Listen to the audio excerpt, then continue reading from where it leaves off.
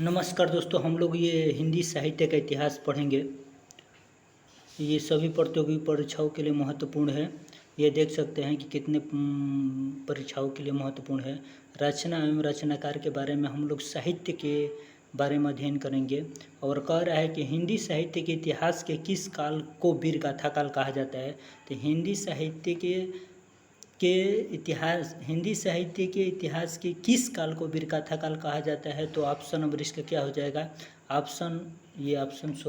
ये वीर गाथा काल को हिंदी साहित्य के किस काल को वीर गाथा काल कहा जाता है? तो आदिकाल को। उसके पृथ्वीराज रसो हिंदी साहित्य के किस काल में लिखा गया है? तो ये आदिकाल में लिखा गया है। हिंदी साहित्य की भूमिका के लेखक कौन है? तो ये हजारी प्रसाद द्विवेदी हैं हिंदी साहित्य की भूमिका के लेखक। उसके बाद से कह रहे हैं कि महावीर प्रसाद द्विवेदी ने आदिकाल को क्या संज्ञा दी है? तो बीजू ओपन काल की संज्ञा दी है। उस हिंदी साहित्य को कितने कालखंडों में विभक्त किया गया है? तो ये चार भागों में विभक्त किया गया है। हिंदी साहित्य का आधुनिक काल सामान्यतः कब से माना जाता है? तो ये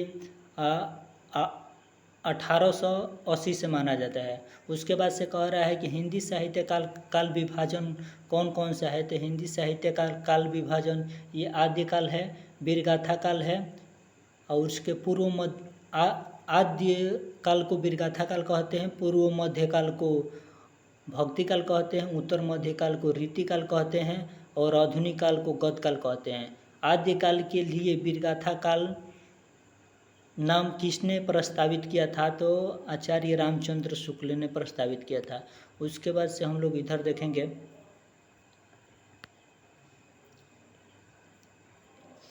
कह रहा है कि हिंदी गद्य का सर्वप्रथम युग किसे माना जाता है? तो भारतेंद्र युग को हिंदी का सर्वप्रथम युग माना जाता है। उसके बाद हिंदी साहित्य के इतिहास लेखन की परंपरा का सूत्रपात किसने किया था? तो गारसा दत्त तासी ने किया था। हिंदी साहित्य के इतिहास लेखन का सर्वप्रथम प्रयास किसने किया था? तो गारसा दत्त तासी ने किया था। उसके बाद से हिंदी साहित्य का पहला इतिहास लिखा गया है तो ये फ्रेंच भाषा में लिखा गया है। ये किस भाषा में लिखा गया है? तो फ्रेंच भाषा में। हिंदुस्तानी साहित्य का इतिहास लिखने वाला गारसा दत्त तासी किसके विद्वान थे? तो ये फ्रांसीसी के इतिहास थे। उसके बाद से कह रहे हिंदी साहित्य का इतिहास लिखने वाला प्रथम लेखक कौन है? गारसा दत्त तासी हो जाएंगे। उसके बाद से कह रहा है कि हिंदी साहित्य का प्रथम इतिहास ग्रंथ है, तो हिंदी साहित्य का प्रथम इतिहास ग्रंथ कौन सा है? तो ये हो जाएगा the modern vernacular literature of Hindustan, Hindi साहित्य के। उसके बाद से कह रहा है इस्तवार द ला लिटरेयूर एंदुई के हिंदुस्तानी नामक हिंदी साहित्य के इतिहास ग्रंथ के लेखक का नाम है ये गारसा दत्त तासी। उसके बाद से कह रहा है हिंदी साहित्य के इतिहास को व्यवस्थित रूप देने का किसने दिया था? व्यवस्थित रूप देने का श्रेय किसको है? तो आचार्य रामचंद्र शुक्ल को है। उसके बाद से कह रहा है कि रामचंद्र शुक्ल का हिंदी साहित्य का इतिहास मूलतः किस कृति की भूमिका के रूप में लिखा गया है? तो किस कृति की भूमिका में लिखा गया है? हिंदी शब्द सागर की भूमिका में लिखा गया है। उसके बाद से कह रहे हैं आचार्य रामचंद्र शुक्ल द्वारा रचित हिंदी साहित्य का इतिहास का प्रकाशन कब हुआ था? तो 1929 में हुआ था। शिव सिंह सरोज का रचना काल है तो ये 1878 में है। उसके बाद से कह रहा है कि अंगल भाषा में लिखा गया हिंदी साहित्य का इतिहास स्केच ऑफ हिंदी लिटरेचर के लेखक पादरी एडविन ग्रीबज हैं और ग्रियर्सन कृत modern vernacular literature of Hindustan का हिंदी अनुवाद किसने किया था? तो ये हिंदी अनुवाद किसने किया था? तो ये हो जाएंगे डॉक्टर किशोरीलाल गुप्त ने किए थे। उसके बाद से कह रहा है कि डॉक्टर किशोरीलाल गुप्त ने किस ग्रंथ का हिंदी अनुवाद हिंदी साहित्य का प्रथम इतिहास शीर्ष से किया है? तो the modern vernacular literature literature of Hindustan में किया है। उसके बाद से कह रहा है कि the modern vernacular literature of Hindustan का लेखक हैं तो चार्ल्स ग्रियर्सन। ये कौन है? ये चार्ल्स ग्रियर्सन हो जाएंगे। ये Charles Grierson the modern vernacular literature of Hindustan का लेखक चार्ल्स ग्रियर्सन हो जाएंगे। उसके बाद से हम लोग इधर देखेंगे, यहाँ से कह रहा है कि किस लेखक के इतिहास ग्रंथ को सर्वप्रथम हिंदी साहित्य का काल विभाजन चार्ल्स ग्रियर्सन के काल को कहा जाता है। उसके बाद किस साहित्य के लेखक ने काल विभाजन में कवियों के नाम पर सर्वाधिक उपयोग किया है तो मिश्र बंधु ने सर्वाधिक उपयोग किया है। और किस इतिहास लेखक ने अपने इतिहास ग्रंथ में लगभग 500 कवियों का विवरण दिया है तो मिश्र बंधु ने। मिश्र बंधु विनोद नामक हिंदी साहित्य के इतिहास लेखकों के नाम हैं। श्री गणेश बिहारी मिश्र, श्याम बिहारी मिश्र और सुखदेव बिहारी मिश्र, ये सभी हो जाएंगे। उसके बाद से कह रहा है कि मिश्र बंधु विनोद का चौथा भाग कब प्रकाशित हुआ तो 1934 ईस्वी में। मिश्र बंधु विनोद कितने भागों में प्रकाशित हुआ तो 4 भागों में प्रकाशित हुआ। मिश्र बंधुओं ने परिवर्तन काल की समय सीमा निर्धारित की है तो संवत 1890 विक्रम और संवत 1925। ये मिश्र बंधुओं ने प्रवर्तन काल की समय सीमा निर्धारित किया है 1890 से 1925 तक। उसके बाद से कह रहे हैं आचार्य रामचंद्र शुक्ल ने प्रथम उत्थान का समय कब से कब तक निर्धारित किया था 1868 से 1893 ईस्वी तक। उसके बाद से कह रहा है कि आचार्य रामचंद्र शुक्ल हिंदी साहित्य के इतिहास के आधुनिक साहित्य परंपराओं का प्रवर्तन के अंतर्गत प्रथम उत्थान की काल अवधि निर्धारित की है तो 1925 से 1950 हो जाएगा। और उसके बाद से कह रहा है कि आचार्य रामचंद्र शुक्ल ने हिंदी उत्थान का समय कब से कब तक तय किया है तो 1893 से 1918 तक ले आचार्य रामचंद्र शुक्ल ने हिंदी उत्थान का समय माना है। हिंदी शब्द सागर का प्रकाशन किस संस्था ने किया है तो हिंदी शब्द सागर का प्रकाशन किस संस्था ने किया है तो नगरी प्रचारणी सभा ने किया है हिंदी शब्द सागर का प्रकाशन। उसके बाद से कह रहा है कि नगरी प्रचारण सभा के संस्थापकों में कौन थे तो ये बाबू श्याम सुंदर दास,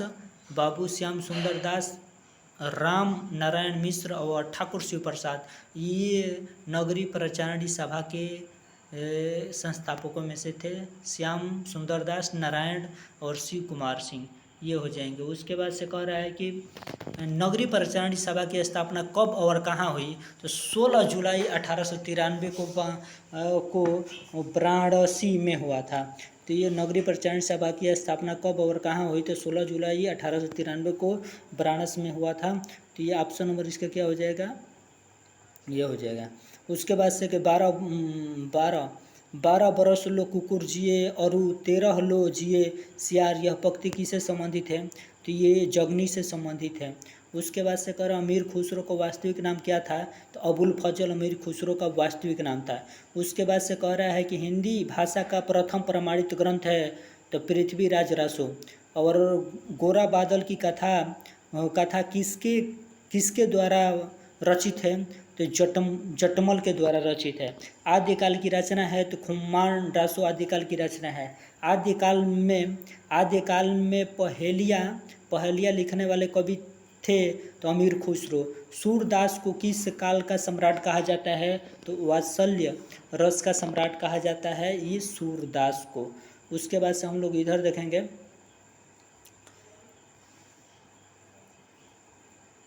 कह रहा है कि तुलसी की भक्ति भावना किस प्रकार थी तो तुलसी की भक्ति भावना दास्य भाव की थी। कालिदास, तुलसीदास, सूरदास आदि कौन से काल के संत कवि है तो ये भक्ति काल के संत कवि है कबीरदास और तुलसीदास और सूरदास, ये भक्ति काल के कवि। सूरदास के गुरु कौन थे तो ये वल्लभाचार्य सूरदास के गुरु थे। तुलसीदास द्वारा रचित रामचरितमानस में कितने खंड है तो 7 है। सूर सागर के रचयिता कौन है तो सूरदास, ये सूर सागर के रचयिता हैं। दोहावली और रत्नावली किसके द्वारा रचा गया है तो ये रत्नावली द्वारा। दोहा रत्नावली किसके द्वारा रचा गया है तो रत्नावली द्वारा। और रत्नावली लघु दोहा संग्रह दोहा रत्नावली किसके द्वारा रचा गया है? तो ये मुरलीधर चतुर्वेदी के द्वारा। उस कबीर की भक्ति का स्वरूप क्या है? तो निर्गुण है। और कबीर दास की भाषा कौन सी थी? तो साधुकड़ी थी। और आचार्य रामचंद्र शुक्ल ने कबीर की भाषा को साधुकड़ी माना है, और जबकि श्याम सुंदर दास ने कबीर की भाषा को पंचमेल माना है। और हजारी प्रसाद द्विवेदी ने कबीर की भाषा को डिडिकेटर के तौर पर माना है। उसके बाद से कह रहा है कि विनय पत्रिका की भाषा कौन सी थी? तो ये ब्रज भाषा विनय पत्रिका की भाषा थी। अष्ट छाप के कवि और उनके गुरु कौन थे? तो ये सूरदास, कुंभनदास और परमानंद दास और कृष्णदास।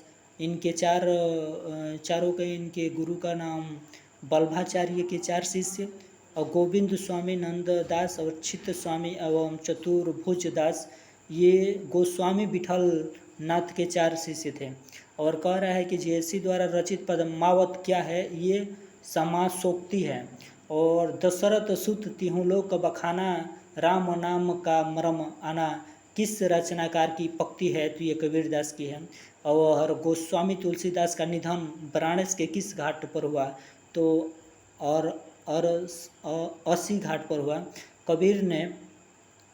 कबीर ने समाज सुधारक के अंतर्गत किसका उपदेश दिया है? तो मूर्ति पूजा का विरोध और जाति प्रथा का खंडन और हिंदी मुस्लिम पाखंड का खंडन। ये पद्मावत महाकाव्य कौन सी भाषा में लिखा गया है? तो अवधी भाषा में लिखा गया है। मुगल बादशाह शाहजहां ने किस कवि को महाकविराय की पदवी दी? तो ये सुंदर। उसके बाद से कह रहा है कि ज्ञानाश्रयी शाखा के कवि हैं, तो कबीरदास ज्ञानाश्रयी शाखा के कवि हैं। उसके बाद से कह रहा है कि हिंदी का कौन सा प्रख्यात कवि एक आँख का काना था? तो ये जयसी। और सूफी संतों की शैली क्या थी? तो मसनवी थी। उसके बाद से हम लोग आगे बढ़ेंगे। कह रहा है कि कौन सी रचना तुलसीदास की है? तो रामचरितमानस, गीतावली और कृष्ण गीतावली, ये तुलसीदास की रचना है। और कह रहा है कि मृगावती किसकी रचना है? तो मृगावती कुतुबन की रचना है।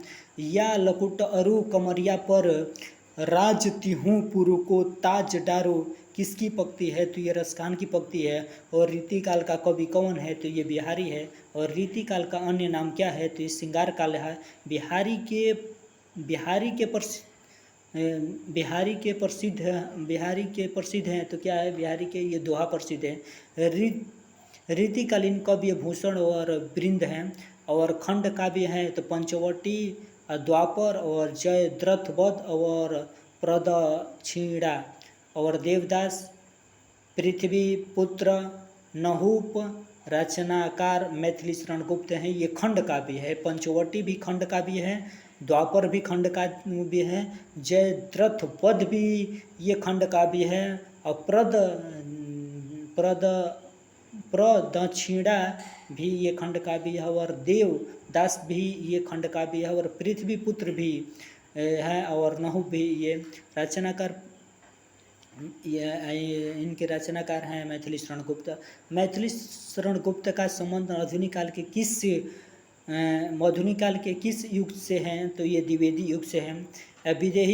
विदेही वनवास किसकी रचना है? तो अयोध्या सिंह उपाध्याय हरिओद की है। और प्रकृति का सुकुमार कवि किसे कहा जाता है? तो सुमित्रानंद पंत को कहा जाता है। भूषण किस काल के कवि हैं? तो भूषण ये रीति काल के कवि है। और जूही की कली कविता के कवि कौन है? तो निराला। जूही की कली कविता के कवि कौन है? निराला। और घानानंद को किस युग का कवि कहा जाता है? तो रीतिकाल को। और वीरों का कैसा हो बसंत कविता किसने लिखी है? सुभद्रा कुमारी चौहान है। उसके बाद से यहाँ पर हम लोग को सुमेलित करना है। कह रहा है कि जयशंकर प्रसाद का कमायनी से संबंध है, महादेवी वर्मा का यामा से संबंध है, नसीरा शर्मा का जीरो रोड से संबंध है, और सुमित्रानंद पंत को चिदम्बरा से संबंध है। शेखर एक जीवनी उपन्यास के लेखक कौन है? तो अज्ञे शेखर एक जीवनी उपन्यास के लेखक है। हीरो किस उपन्यास का पात्र है? तो गोदान हीरो उपन्यास का पात्र है। और कह रहा है कि हिंदी का प्रथम मौलिक उपन्यास कौन है? तो ये परीक्षा गुरु हिंदी का प्रथम मौलिक उपन्यास है। और पुस्तक प्रेमचंद्र द्वारा लिखी है तो कायाकल्प, रंगभूमि और कर्मभूमि। और हिंदी साहित्य का सबसे प्रसिद्ध उपन्यासकार किसको माना जाता है? तो मुंशी प्रेमचंद्र को माना जाता है। नागा अर्जुन की रचना है रति नाथ की चाची। बाबा बटेश्वर नाथ इमरतिया। भारतेंदु हरिश्चंद्र का कौन सा नाटक बांग्ला भाषा से अनुदित है? तो ये विद्या सुंदर। उसके बाद से हम लोग इधर आएंगे।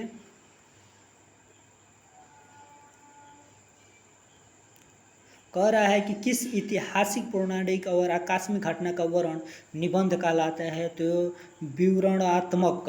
पंडित बनारसी दास द्वारा लिखित हिंदी की पहली आत्मकथा का नाम है तो अर्ध कथा। और आधुनिक हिंदी साहित्य की पहली आत्मकथा के लेखक कौन माने जाते हैं? तो ये बाबू श्याम सुंदर दास। और हिंदी में रिपोर्तार्ज विधा का जनक किसे माना जाता है? तो शिवदान सिंह चौहान को। और सदल मिश्र की भाषा की विशेषता है तो पूरबीपन।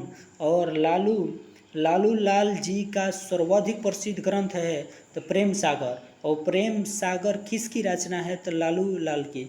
और रानी केतकी की कहानी के लेखक है ईसा अला खां। और कौन फोर्ट विलियम कॉलेज कलकत्ता में हिंदी के अध्यापक थे? तो सदल मिश्र। और कलकत्ता के फोर्ट विलियम कॉलेज से संबंध थे तो किसके संबंध है? तो लालू प्रसाद के। कलकत्ता के फोर्ट विलियम कॉलेज के संबंध है तो लालू लाल के। उसके बाद से नासिक केतोपाख्यान के लेखक हैं तो सदल मिश्र। और ईसा अला खां द्वारा रचित रानी केतकी की कहानी का दूसरा नाम है उदय भान चरित्र। और सुख सागर की रचना किसने की थी? तो सदा सुखलाल ने किया था। और सुख सागर का विषय क्या है? तो विष्णु पुराण के उपदेशनात्मक प्रसंग और भाषा युग वशिष्ठ के लेखक कौन है? तो राम प्रसाद निरंजनी। और खड़ी बोली की पहली रचना है तो नासिकेतोपाख्यान। और खड़ी बोली के जो खड़ी शब्द है उसका खड़ी बोली में जो खड़ी शब्द है उसका सर्वप्रथम प्रयोग किसने किया था? तो सदल मिश्र ने।